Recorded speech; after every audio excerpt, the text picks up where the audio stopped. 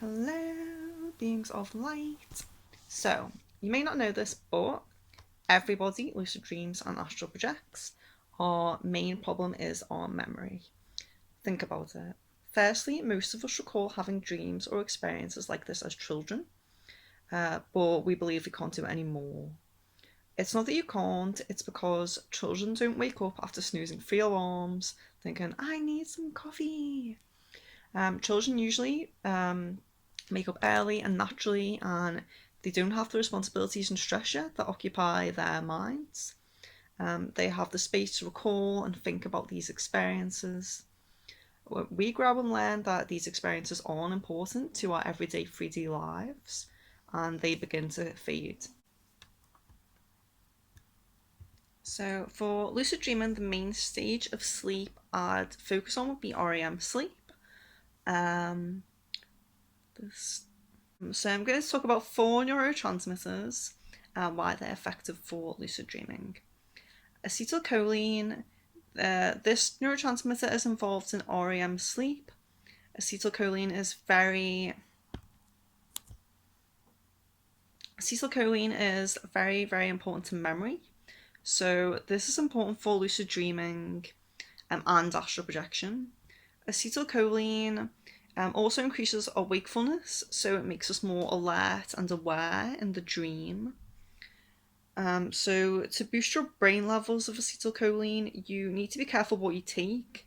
You could take a choline supplement, but they tend to not be in a very good form to pass the blood-brain barrier. So it's not going to have the desired effect on your brain chemistry, which is really what we're after in this situation. So the supplements and herbs I'm going to recommend are precursors, and that just means that by a metabolic reaction, these herbs and supplements will form the desired chemicals in your brain. So you can guarantee they're going to be effective. So, precursors to acetylcholine. I recommend ginkgo leaf. I take liquid form because it gets into the system pretty quick. If you've researched lucid dreaming before, you probably know that mugwort has traditionally been used for this for a very, very long time. So I take mugwort and ginkgo together. So here's how I do this. This is what I drink my mugwort tea from. So I use this because it has a diffuser. There's hawthorn in there right now, but you can see that's where the mugwort would go. Mugwort and ginkgo don't taste very nice.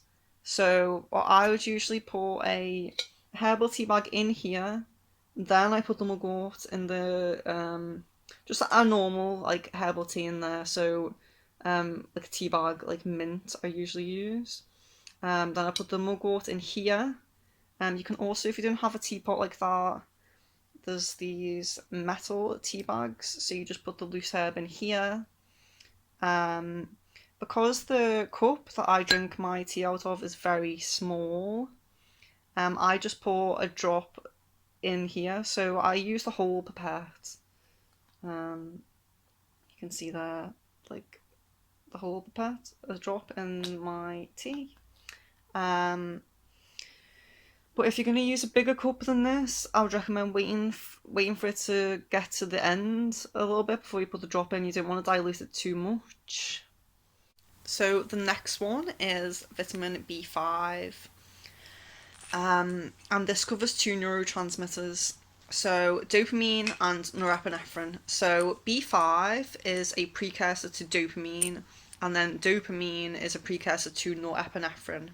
So dopamine tends to make very vivid dreams. It doesn't increase the ability to lucid dream, but it does increase the ability to control the dream once you do become aware of it.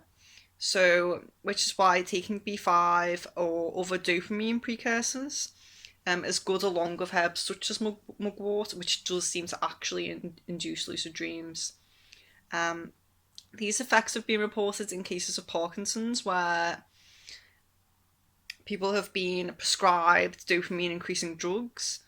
If you're someone who has trouble remembering dreams most of the time, allowing them to become more vivid can be good for you. And if you're more interested in astral projection, did you know that you can astral project from a lucid dream? If you take these kinds of supplements and become very aware and alert in your dream, you can actually go wake yourself up and leave your body from there. So, I said that B5 is a precursor to dopamine.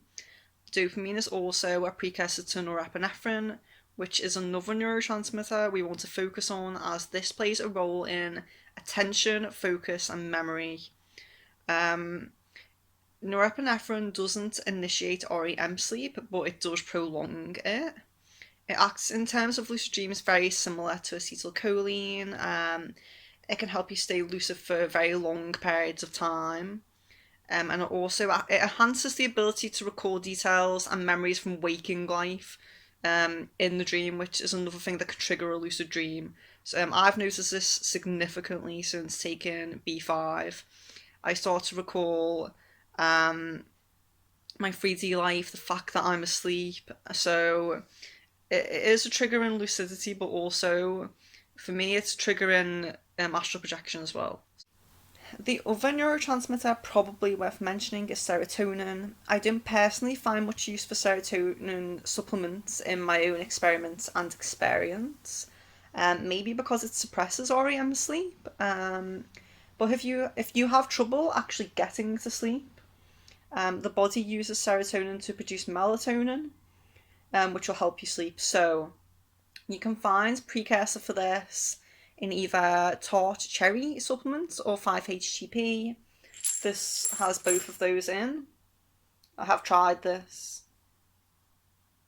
Not much a noticeable effect for me, but everyone is different. So if you've had any experiences with these or experiences with maybe different herbs, feel free to talk about that. Message me about that. And if you have any questions, just let me know.